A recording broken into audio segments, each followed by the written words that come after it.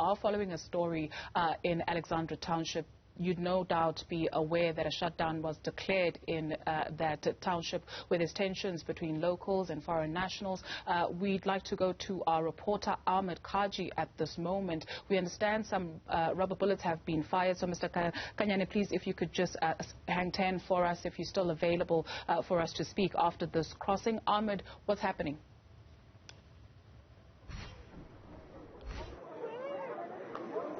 Yes, just a few moments ago, police and law enforcement had fired stun grenades and rubber bullets to disperse a small crowd of protesters who started to gather towards the bottom part of the Pan-Africa Mall as well.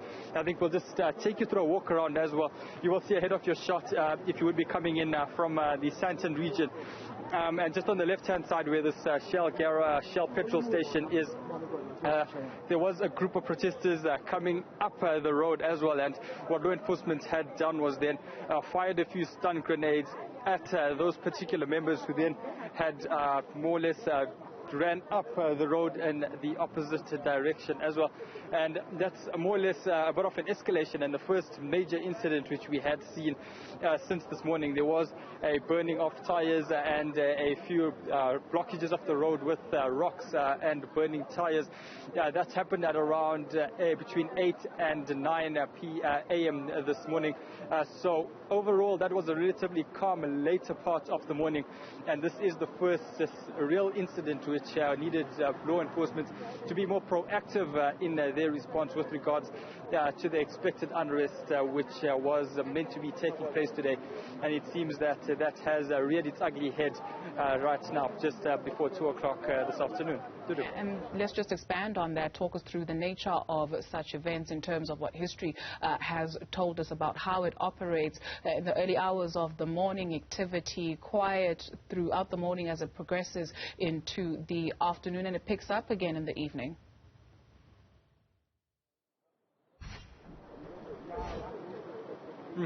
Yes, indeed, and those patterns is something we had seen during the July unrest and during xenophobic violence in previous years. And it seems that even though there was no unrest in the early parts of the morning, the after lunchtime period is also another time when protests and unrest normally tend to kick off. And it seems that happened to be the case over here. And in fact, this happened to be just around 30 minutes after there was perhaps the changing of shift and a reduced number of police presence in this particular area. You'll be back up to around 15 units of various vehicles from the Johannesburg Metro Police Department and the South African Police Service. There was a reduction in the number of units, but that has now significantly increased. So it seems that within the 30 minutes that there was the changing of shifts and the reduced number of vehicles actually within the area, that's when the numbers increased, and we had the small outburst of unrest as well. What we have seen from some of the vendors now since the firing of the stun grenades at the small group, many of the gates have now closed up. Many of the informal traders have closed up for trading. Whether that will be for the entire afternoon, that is yet to be seen. From what we have spoken to some of the informal traders from yesterday, many of them say that they close up their shop for a few hours and then reopen. One informal trader saying that throughout the course of yesterday he had closed and reopened 3 times until the close of trade yesterday at around 6 o'clock in the evening, and that's when the unrest from yesterday had subsided as well. But police and law enforcement will be increasing their presence and perhaps their awareness levels in terms of any unrest which will be uprising, potentially heading into the rest of the afternoon. As we mentioned, historically the afternoon heading into the evening is generally a time when unrest tends to generally increase after the lunchtime period as well. So heading from 2 o'clock now onwards into the later parts of the afternoon, into the early evening, one will expect and at least not hope for it to happen, but law enforcement will be on high alert to ensure that any sort of unrest which may rear its head over here in Alexandra Township by the Pan-Africa Mall will be quelled. And just to take you through some of the reasons behind this, members from the Tutula movement saying that they do not want foreign nationals in and around the area to be operating both through the legal, both through the retail space, through informal trading, They're also just claiming that they want jobs. They have also said that they want President Cyril Ramaphosa, Police Minister Bheki Cele, and government to intervene to ensure that there are no longer any foreign nationals trading in the area, and there is more job creation for South Africans. Ahmed, if you could pan for us and just show us the area where that situation took place. From what we see from our vantage point, at least, people going about their way, cars moving, quite smoothly.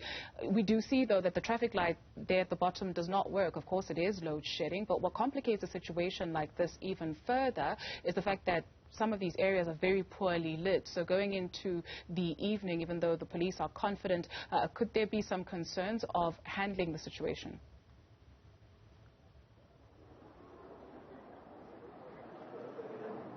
Yes, I mean that is a major concern heading into nightfall. Apart from the load shedding aspect, but these traffic lights have actually been out since this morning. We arrived on scene at around 5 a.m. So I think in terms of the traffic lights and infrastructure not functioning, this is perhaps symptoms of larger problems which more or less would be stemming from the unrest out in Alexandria, and I guess the overall discontentment from residents in and around the area. I'm just going to take a walk up this main road of Yamuna. Ask my colleague Kevin to maybe just take us through the walk as well. You will see behind this truck, you'll see various law enforcement officials now increasing. To the left of your screen, you will see the Johannesburg Metro Police Department vehicle. Those law enforcement official presence has increased significantly, literally in the last 10 or 15 minutes. And when the unrest, the small uprising had taken place about 10 minutes ago, with the stun grenades being shot at the various protesters, they walked up more or less, they ended up running towards the inside of the main Alexandra township as well, towards the Alexandra Land Property Owners Association building as well. And this was actually one of the epicenter locations where the unrest had taken place yesterday. And what had taken place there was various members from the Dudula movement had taken a walk about 50 meters up the road, just beyond the traffic lights in front of you, and they had went through and destroyed the property of foreign national traders. They were selling foods, fruits and other amenities, and all of those stalls were destroyed and taken down by members from the Dudula movement. And that's when we heard those members speaking about the fact that the fire has started in and around Alexandra Township. The fight against foreign nationals has started, and that seems to be some of the telling sentiment coming through from members of the Dudula movement. And it seems that even though today has been relatively quiet compared to yesterday, if this afternoon's incident just recently is anything to go by, it may be a slightly busier evening for law enforcement having to contain and repress any sort of unrest which may present itself this afternoon heading into the evening. Ahmed Kajee, as you monitor developments in Alexandria for us, do stay safe. We'll touch base with you a little bit later on.